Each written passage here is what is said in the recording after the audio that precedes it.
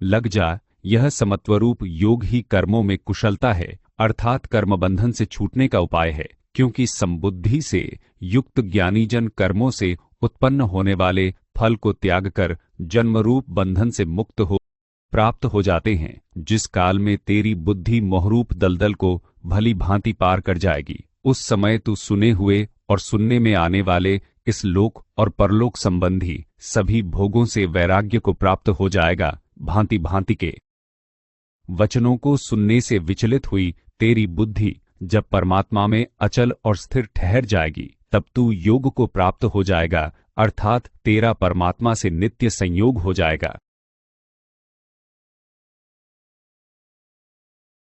कुंती पुत्र अर्जुन बोले, हे केशव, केशव, समाधि में स्थित परमात्मा को प्राप्त हुए स्थिर बुद्धि पुरुष का क्या लक्षण है? वह स्थिर बुद्धि पुरुष कैसे बोलता है, कैसे बैठता है और कैसे चलता है?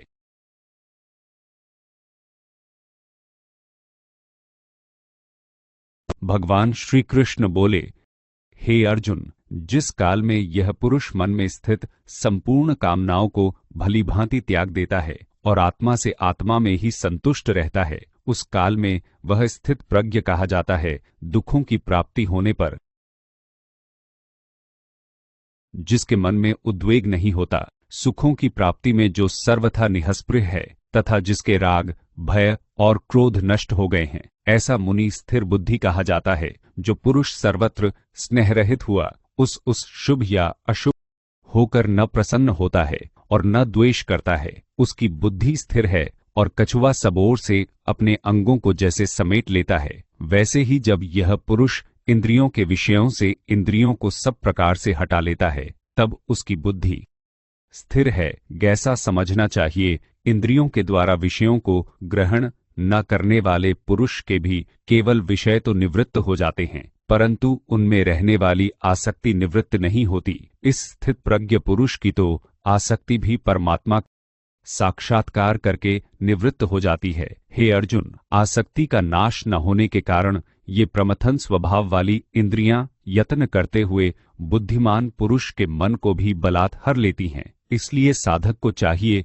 कि वह उन संपूर्ण इंद्रियों को वश में करके समाहित चित्त हुआ मेरे परायण होकर ध्यान में बैठे, क्योंकि जिस पुरुष की इंद्रियां वश में होती हैं, उसी की बुद्धि स्थिर हो जाती है। विषयों का चिंतन करने वाले पुरुष की उन विषयों में आसक्ति हो जाती, आसक्ति से उन विषयों की कामना उत्पन्न होती है और कामना में विपण में विघ्न पड़ने से क्रोध उत्पन्न होता है। क्रोध से अत्यंत मूढ़ भाव उत्पन्न हो जाता है। मूढ़ भाव से स्मृति में भ्रम हो जाता है। स्मृति में भ्रम हो जाने से बुद्धि ज्ञान शक्ति का नाश हो जाता है और बुद्धि का नाश हो जाने से यह पुरुष अपनी स्थिति से गिर जाता है। परंतु अपने अधीन किए हुए अंतःकरण वाला साधक अपने वश में की हुई राग द्वेष से रहित इंद्रियों द्वारा विषयों में विचरण करता हुआ अंतःकरण की प्रसन्नता को प्राप्त होता है। अंतःकरण की प्रसन्नता होने पर इसके संपूर्ण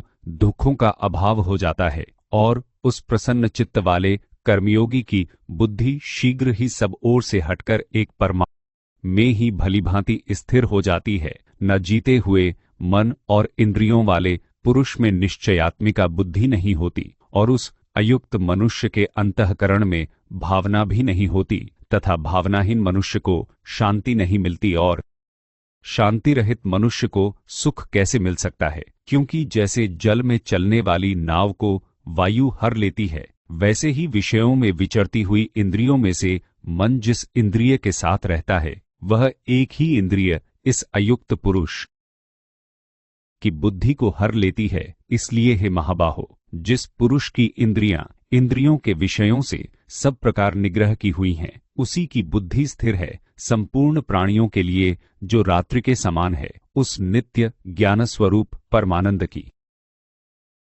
प्राप्ति में स्थित प्रज्ञ योगी जागता है और जिस नाशवान सांसारिक सुख की प्राप्ति में सब प्राणी जागते हैं, परमात्मा के तत्व को जानने वाले मुनि के लिए वह रात्रि के समान है। जैसे नाना नदियों के जल सब ओर से परिपूर्ण अचल समुद्र में उसको विचलित न करते हुए ही समा जाते हैं। वैसे ही सब भोग जिस स्थित प्रज्ञ पुरुष में किसी प्रकार का विकार उत्पन्न किए बिना ही समा जाते हैं, वही पुरुष परम शांति को प्राप्त होता है। भोगों को चाहने वाला नहीं, जो संपूर्ण कामनाओं को त्याग कर ममता रहित, अहंकार रहित और स्पृहा रहित हुआ विचरता है, वही शांति को प्राप्त होता है, अर्थात वह शांति को प्राप्त है। अर्जुन, यह ब्रह्म को प्राप्त हुए पुरुष की स्थिति है। इसको प्राप्त होकर योग है, मोहित नहीं होता और अंतकाल में भी इस ब्राह्मी स्थिति में स्थित होकर ब्रह्मानंद को प्राप्त हो जाता है।